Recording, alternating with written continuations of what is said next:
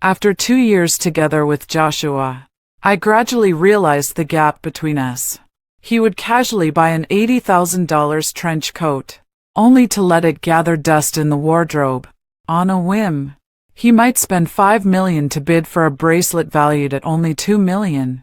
I once naively thought I was the luckiest among countless Cinderellas, until I saw the famous actress walking arm in arm with him at the banquet.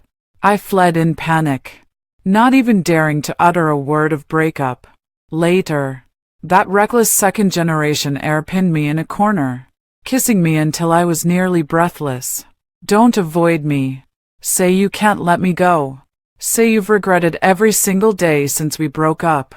Say I'm the only one you've ever loved in your life. Just say it, and I'll give you anything. Hello, everyone. Welcome to my channel. Subscribe us to read wonderful novels every day. Now the story begins. When I saw Joshua again, the height of summer had just passed. Today is my sister's 31st birthday, and my brother-in-law booked a hotel to celebrate for her. I carried my little nephew into the elevator lobby. As I was distracted, the little girl pointed at the elevator poster with curiosity. "Auntie, this uncle is so handsome." I looked up. It was Joshua. I heard he's been doing extremely well these past few years, with his business chain spanning the globe. My little nephew seemed very interested in him, pointing at the name on the poster and continuing to ask, "Auntie, what does this character say?" I remained silent for a long moment, feeling only a tremor in my chest. The sieve of memory sifted through countless past events. The elevator door dinged open, and I heard my own voice. "Joshua." My little nephew giggled, but beside me came a deep, magnetic male voice. Was the lady just now referring to me? That voice. I looked up, just in time to meet Joshua's peach blossom eyes. Time seemed to stand still for a few seconds. Joshua stared at me intently, as if unable to believe his eyes. Soon, he regained his usual composed and aloof demeanor. I never imagined, after all these years apart, we would meet again under such circumstances. Joshua forced a pale smile, his lips twitching slightly. "Kimberly, long time no see." I nodded. At this point, I didn't even have the courage to say a single word to him. Fortunately, the elevator stopped exactly at the floor I wanted. I almost dashed out the door while holding my little nephew. Behind me, a man's urgent voice rang out. "Do you have a child?" I was about to answer when my little nephew beside me beat me to it. "Uncle, this is my aunt. Isn't she pretty? She's not married. Still single to this day." I let out a heavy gasp, feeling nothing but the sharp pain in my heart. Under Joshua's burning gaze, I ended up running away. The banquet was more than halfway through, and I stepped outside to get some air. A lady's cigarette was lit, and her red lips blew out a perfect smoke ring. I leaned against the window, quietly watching the bustling traffic below. These past few years, I've lived a very unsettled life. At my poorest and most destitute, I had to stretch every penny as far as it could go. Fortunately, the clouds have finally parted to reveal the moon. Better days are here at last. The atmosphere was quiet. The footsteps approaching me carried a measured sense of restraint. I looked up. Joshua stood a few meters away from me. He had his hands in his pockets, watching me with inscrutable dark eyes. Learned to smoke after all these years apart. He was always impossible to read. I lowered my eyelids and deftly stubbed out the cigarette in my hand. "Mr. Joshua didn't come all this way just to catch me smoking, did you?" I lifted my foot, the high heels making a sharp clacking sound on the empty ground. It was somewhat jarring. Each strike resonated deep within my heart. As I walked past Joshua, he suddenly grabbed my arm. The man's breathing became erratic. "Kimberly, don't you have anything to say to me?" Joshua's voice carried eagerness. even a hint of humility. Only then did I raise my eyes, meeting Joshua's slightly reddened gaze. What's left to talk about between exes? Reliving the past, rekindling old flames. Kimberly, don't you dare soften your heart. Right now, you can like anyone. Joshua is the one exception. I kept repeating it to myself in my mind. A wise man doesn't revisit past mistakes. Joshua lowered his eyes and countered with a question instead of answering. Where exactly have you been all these years? I've been tracking your whereabouts all along. Yet there's been no trace of you. I let out a light scoff. What do you want from me? In my eyes, my departure is no different from Joshua losing a cat. Today he pities me, so he feeds me a little more cat food. If he likes someone else tomorrow, then I'll go hungry. I'm just Joshua's pet. Noticing my indifferent expression, Joshua stared at me intently, as if trying to imprint me in his heart. Kimberly, you're truly ruthless. How dare you just leave me without saying anything? During college, I was in a relationship with Joshua, who is 5 years older than me. At that time, I was still a student. While he had already taken over his family's vast business empire, Joshua had a wide social circle, mostly consisting of wealthy second-generation heirs. A girl like me, coming from a small county town, seemed out of place in his circle. He was very considerate, taking care of every little thing in the relationship, while most of my peers were still worrying about the CET4, CET6, and their major courses. Joshua showed me a broader world, rowing in London, visiting exhibitions in Paris, speeding down American highways under the sunset. Rome's extravagance is even more intoxicating, where a single night can cost an ordinary family a year's expenses. Without a doubt, Joshua is a very qualified lover. As for me, what I've encountered has never truly been within my own circle. There is an overwhelming class gap between Joshua and me. This relationship inherently creates an imbalance between us. I can't text my boyfriend anytime and anywhere like normal couples do, because he's very busy with work, and I'm afraid of disturbing him. When I go out with him, his friends never ask for my name. It's as if they assume I'm just Joshua's pretty little canary. I know that in this relationship, I will always be beneath him, and Joshua holds all the power in this relationship. It wasn't until later that I saw with my own eyes the famous actress walking arm in arm with Joshua at the banquet. They looked perfectly matched. Unlike me, it wasn't so much jealousy as a sense of inferiority. That overwhelming sense of inferiority left me utterly crushed. I detest the version of myself who can't enter Joshua's circle. Detest that unexceptional version of myself. Precisely because of this, I must not stay by his side. With him around, I'd forever feel like I have a safety net. So, on an ordinary night, I quietly moved out of Joshua's apartment that he bought for me. No breakup. No goodbye. I snapped the SIM card in half, severing all means of contact. I think, when we meet again, I will surely possess the excellence Joshua deserves. What I want is respect that can be seen. During those years, I moved to live in another city, work hard to save money and face the poverty of life head-on. Many years later, I became a senior jewelry designer. I was hired back with a high salary and put down roots in this city. I know that my decision is very selfish for Joshua, but that's not what I wanted. Even if we had forced ourselves to stay together back then, we wouldn't have been happy in the long run.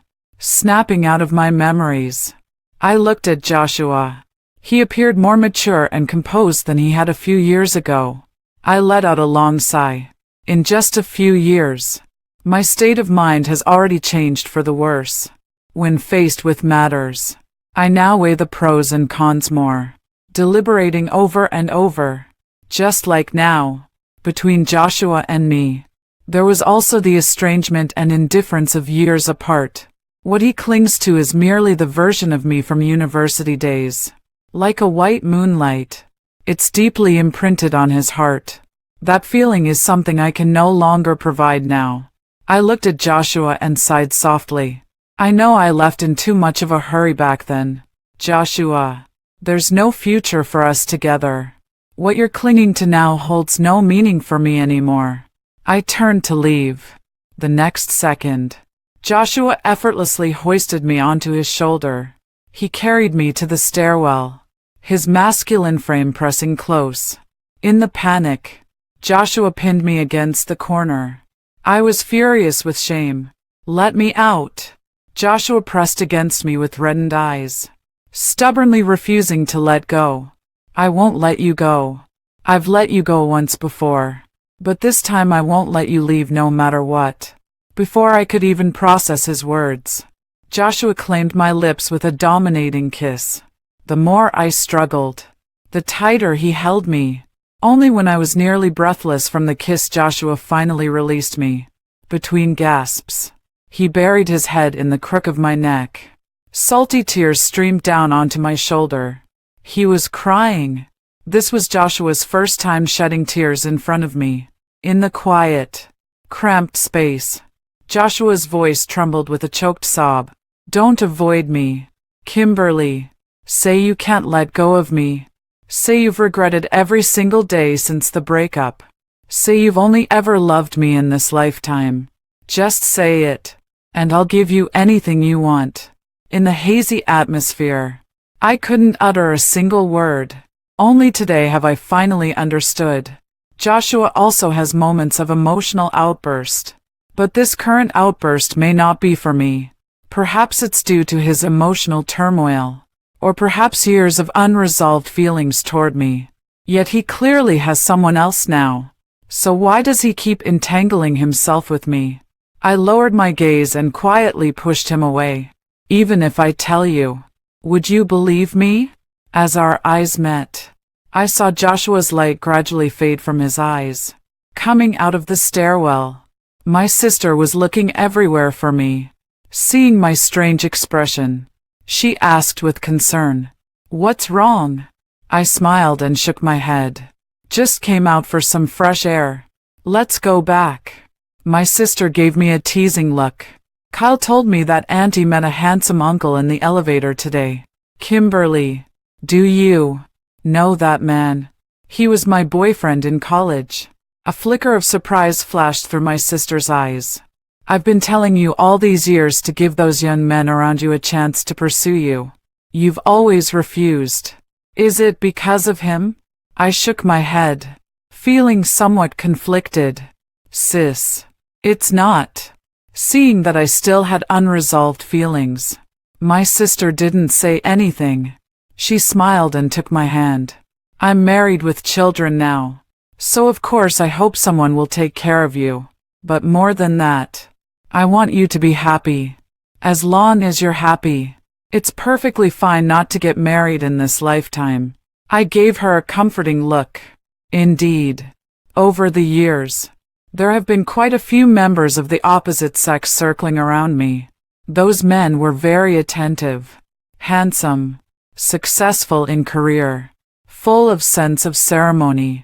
Yet I no longer have the courage to start a relationship with someone else. Actually, the problem lies entirely with me. I have gradually lost the ability to love. On Monday morning, Assistant Jack stood in my office giving his daily report. I was buried in designing sketches while multitasking. After finishing work matters, Jack paused noticeably in his tone. "Sis, there was a man looking for you outside just now. Pretty handsome too." I put down my paintbrush and looked at Jack. "Did he leave a name?" "No. He specifically asked to see you." I glanced at my watch and nodded. "Have him go to the meeting room. I'll be there shortly." It wasn't until I opened the meeting room door that I understood why he had specifically asked to see me. Joshua was wearing a black windbreaker today, appearing more approachable than usual. As I pushed the door open, his dark eyes flickered slightly. From the moment I entered until I sat down, his gaze never left me. Mr. Joshua is certainly swift and decisive, finding his way to my studio so quickly. I curled my lips slightly and looked at the man sitting across from me, though he detected the sarcasm in my words. Joshua clearly paid it no mind. Kimberly, I'm here today to collaborate with you. Oh, I want you to design a diamond ring for me. The man's dark eyes were clear and cold, carrying an inexplicable allure. I pursed my lips and took a sip of the coffee beside me. Only a fool would pass up easy money, especially when it's Joshua the capitalist's money. Out of professionalism, I still asked, "May I ask what this diamond ring is for?" Joshua curled his lips into a lazy smile. "For a proposal." As he said this, Joshua's gaze grew even softer, a tenderness I had never seen before. The coffee in the cup accidentally spilled, and I hastily withdrew my hand. "Is the person you're proposing to that award-winning actress?" "Indeed. Such a grand gesture.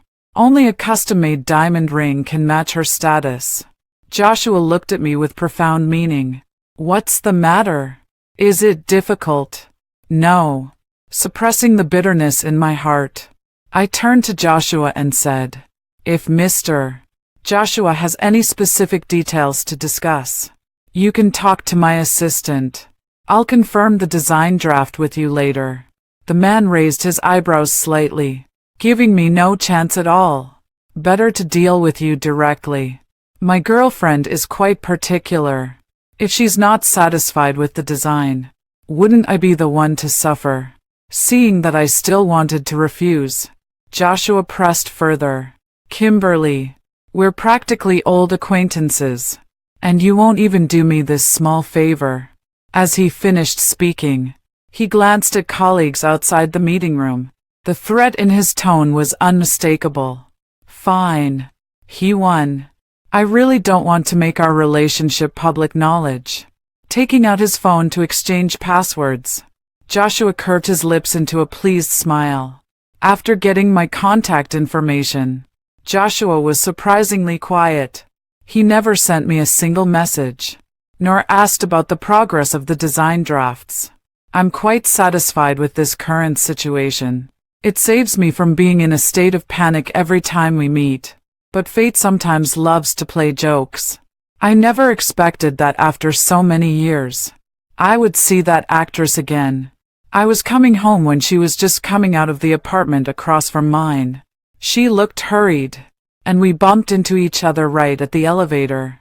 "Kimberly," the woman called out to me with a hint of surprise.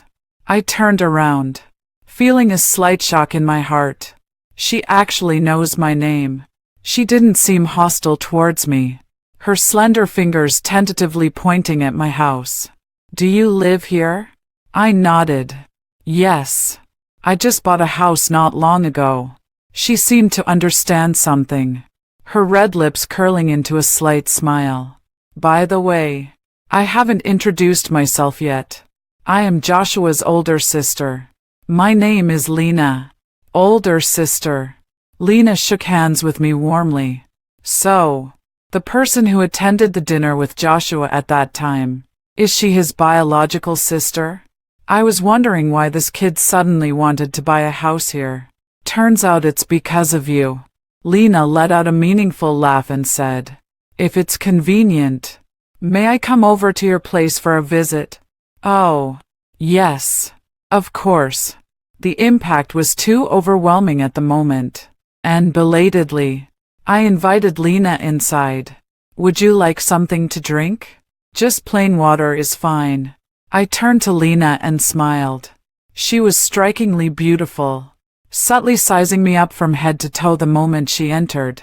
Her gaze was full of curiosity, yet carried a hint of gentleness. "Aren't you curious how I knew your name?" Sitting across the sofa, I quietly lowered my gaze.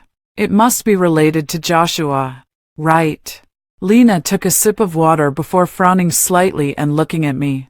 "It was only after you two separated that I learned of your existence.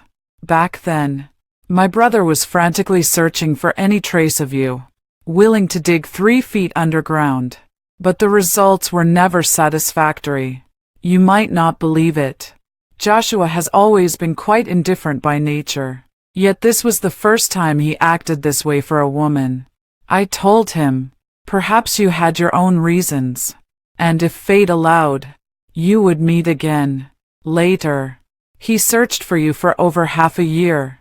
Bit by bit, he lost hope, and I watched helplessly as he gradually spiraled downward, until the day I went to see him. I thought I would never forget that scene for the rest of my life.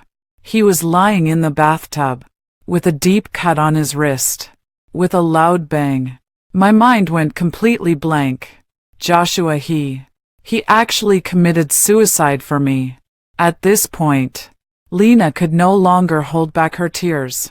I only felt a chill running down my spine, my blood freezing in my veins. Lena covered her face and sobbed, choking out her words. I panicked at that moment and immediately called for an ambulance. During those hours outside the operating room, I imagined 10,000 possibilities. Thankfully, he was eventually saved. Joshua woke up utterly despondent, and the first thing he asked me was, "Why did you save me?" Kimberly, my once so spirited younger brother, was ultimately destroyed. Tears streamed down my cheeks, growing increasingly torrential. I felt a sharp pain in my heart. I never knew about this. Lena, it's my fault for letting him down. Lena gradually calmed down. She wiped her tears and shook her head at me with a smile. It's not your fault. It's my brother who's too stubborn. Once he sets his heart on someone, it's always that person. You might think he's usually indifferent, but he truly loves you to the core. Now that you're back, whether you two can reconcile or not, I hope you can clear up the misunderstandings from before. Lena stood up and patted my shoulder. I looked at her and saw encouragement in her eyes, as if telling me, it's okay. An overwhelming sense of guilt flooded my mind. I think I need some time to process what happened between Joshua and me. I held Lena's hand and eventually nodded. Friday night. Young men and women swayed their beautiful figures freely on the dance floor. At a booth not far away, our group was celebrating the birthday of our close friend Lynn. Noticing my absent-mindedness, she sat down beside me. I never would have thought. Joshua is actually such a romantic. Not just you. Even I was shocked when I heard about it. Gone was the usual playfulness. Lynn looked serious. I used to think Joshua was just a spoiled rich kid, and he was always so indifferent towards you. But now it seems that may not be the case. I looked up at Lynn. She curled her lips into a smile. A few years ago, Joshua came to see me, and he looked particularly haggard at the time. He seemed to have lost all vitality, constantly pressing me for your whereabouts. At the time, I was also holding on to my own resentment, so of course I refused to tell him. Looking back now, if I had told him then, he wouldn't have taken his own life. Lynn sighed guiltily and downed the drink in front of him in one gulp. I lowered my eyes. I just felt unbearably upset inside. I pressed my lips together and picked up the bag beside me. I'm heading back first. You all have fun. Before Lynn could speak, Mike stood up first. I didn't drink tonight. Let me take you home. I looked at Lynn, who shrugged somewhat innocently. Mike is a high school classmate of Lynn and me, ever since I returned to my home country. He has been pursuing me relentlessly. According to Lynn, he had a crush on me back in high school. It's just that I was quite oblivious back then and didn't notice Mike's feelings. No need to trouble yourself. I'll just take a taxi when I go out. I smiled faintly and declined. Mike still insisted on giving me a ride. It's so late. We'd be worried about you taking a taxi alone.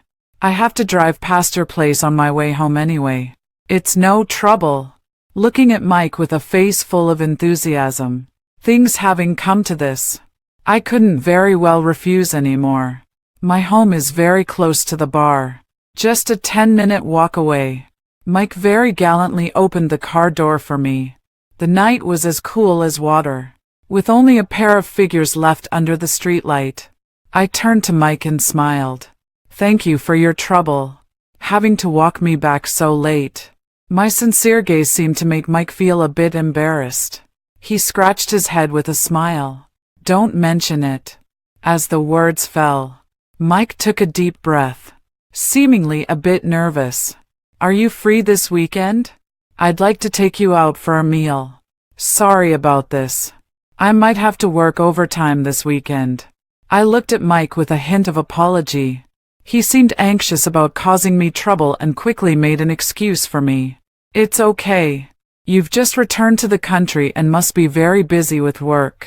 If you ever have time, feel free to reach out to me anytime. I looked into Mike's eyes and said, I'm really sorry, but I don't have any thoughts in that direction for now. Perhaps you could consider other people instead of wasting your time on me. I refused with absolute certainty. Mike's smile froze on his face. In some ways, both Joshua and I are equally stubborn. I turned to leave, but was stopped by Mike behind me, the fervent honesty in his gaze. Kimberly, I'll wait for the day you finally look at me. As if fearing my rejection. The next moment, Mike got into the car. Until the car disappeared into the night, I finally let out a soft sigh. Love is truly a tormenting thing. Even though I rejected him many times, Mike still held a sincere heart, hoping to move me one day. Unfortunately, being moved is not the same as love. Mike's feelings are something I can never reciprocate.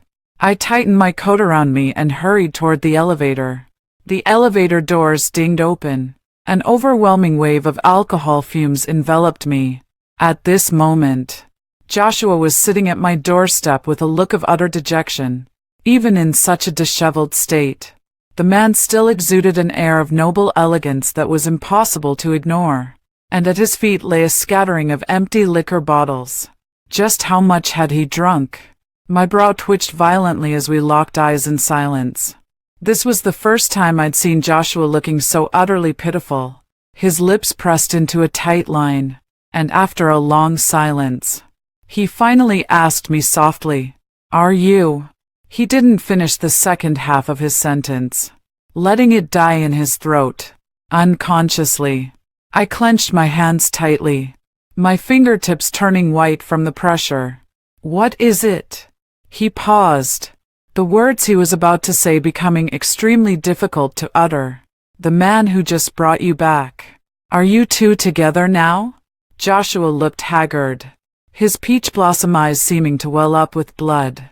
So, is this why he's drinking tonight? It's not what you think. I looked at Joshua and reached out to help him up, but he brushed my hand away, with a hint of grievance in his eyes. After a long while, he finally revealed a self-mocking smile. Kimberly, what exactly do I mean to you in your heart? As the words fell, he stood up and kicked the soda can in front of him, then staggered to the elevator. Joshua just disappeared like that. Didn't even listen to a single word of my explanation. That night I slept restlessly, dreaming about the past between me and Joshua. The past flashed through my dreams like slides. On my 21st birthday, Joshua prepared a surprise for me. That was the happiest birthday of my life. Joshua put a necklace on me and promised to love only me for the rest of his life. We hugged and kissed under the envious gazes of everyone. I've always had poor sleep quality. Joshua would always wait for me to fall asleep first. Every night when I wake up from a nightmare, he always gently pulls me into his embrace, patting my back softly. Kimberly, it's okay now. Don't be afraid. It was just a dream. During all those nights abroad, God knows how much I craved Joshua's scent. Yet all that answered me was the cold emptiness of the room. I admit, I'm a coward. I didn't dare show my strong affection in front of Joshua, afraid he might look down on me for it. I couldn't bear to share him with another woman either. So during all those years abroad, I refused to return home. I was afraid to hear Joshua's wedding news. When I woke up from the dream, the wall clock showed 2 a.m. I got up to pour a glass of water when the phone rang. It was an unfamiliar number. I pressed the answer button, and the environment on the other end sounded very noisy. A male voice on the phone carried a hint of joy. "Sis, thank goodness you picked up. Joshua said he wanted to grab drinks with us brothers today, but once we got in the private room, he started drinking like there's no tomorrow. Nobody could talk him out of it. We brothers couldn't stop him at all. He's completely wasted now. I'm guessing it's probably because of you. Do you think you could come pick up Joshua now?" I could only feel a throbbing pain in my temples. I quickly asked for their address. When I arrived at the bar, Joshua's childhood friend Morton was waiting for me at the door. "Sister-in-law, you're finally here. Joshua is still asleep right now. Was that you who just called me?" "It was me. When I called, Joshua kept calling out your name." I paused in my steps. Morton looked back at me somewhat puzzled. "What's wrong?" I forced a pale smile. "It's nothing." As soon as I entered the private room, I saw Joshua lying unconscious, even in such a drunken state. His sleeping posture remained remarkably well behaved. Her fair skin carried a faint blush, making her look even more adorable than when she was awake. Morton helped me get Joshua into the back seat of the car. Just as I turned to leave, Morton suddenly called out to me, "Sister-in-law, I know it's presumptuous to call you that given your current relationship, but this is Joshua's permission. Besides you, we've never called anyone else like this." There were hardly any pedestrians on the road at this time. In the quiet atmosphere, I leaned against the car with my hands in my pockets. "Back then, none of you ever asked for my name." I let out a light chuckle. As for being Joshua's canary, it's something that's always weighed on my mind. Morton could naturally see it too. "You misunderstood. Joshua didn't mean it that way at the time. He said you're young and shy, and if we paid too much attention to you, it would only make you uncomfortable. In private, we only acknowledge you as our sister-in-law, no one else." These past few years Joshua has had a really tough time. As his brother, it's not my place to say more. You'll have to ask him yourself when he wakes up. Eyelashes fluttering slightly, I let out a long breath. Every time I'm with Joshua's friends, I always feel well protected. His friends never looked at me differently just because of my different background from theirs. So, Joshua had already quietly smoothed things out for me behind the scenes. I let out a self-deprecating chuckle. Joshua, this fool. Just how much more hasn't he told me? A mere 10-minute car ride felt like a lifetime. By the time we got home, Joshua had mostly sobered up. The elevator slowly ascended, and we both remained silent in unspoken agreement. "Why did you buy the apartment across from mine?" I asked him softly, breaking the existing silence. Joshua let out a but obediently came clean. "I want to see more of you." I didn't say anything and stepped out of the elevator first. With the option of staying at my place no longer available, Joshua had no choice but to obediently enter the passcode to his own front door. I was just about to tell him to get some good rest. Suddenly, a strong force pulled me into the room. In the darkness, Joshua skillfully closed the door. He pinned me against the door, and a kiss filled with the scent of alcohol came crashing down. The entire movement was executed in one fluid motion, without the slightest hesitation. Joshua's kiss carried an uncontrollable intensity. In my dazed state, I pushed against him, my voice tinged with complaint. The man, however, reached out with his long arm and flipped the switch by the entrance. In an instant, the room was brightly lit. Joshua pressed his forehead against mine, his eyes dancing with the flames of love. "I'm sorry. I shouldn't have refused to hear your explanation. I waited for you for hours tonight. And then I saw that man bring you home. Jealousy got the better of me, and I lost control. His expression was like that of a child who had done wrong, hoping for my forgiveness. How many years has it been since I last saw Joshua wearing that same expression as a reckless young boy? I can't quite remember. My cheeks burned, feeling as if my entire face was about to catch fire. I whispered in explanation. No. He pursued me, but I didn't agree. Joshua let out a light chuckle. I know. His gaze gradually grew intense, with starlight shimmering in his dark eyes. Joshua suddenly scooped me up in his arms. The hoarse voice appeared by my ear again. Kimberly, I can't hold back anymore. The next morning, I woke up in Joshua's bed. I shuffled out of the room in slippers. Joshua was cooking porridge in the kitchen.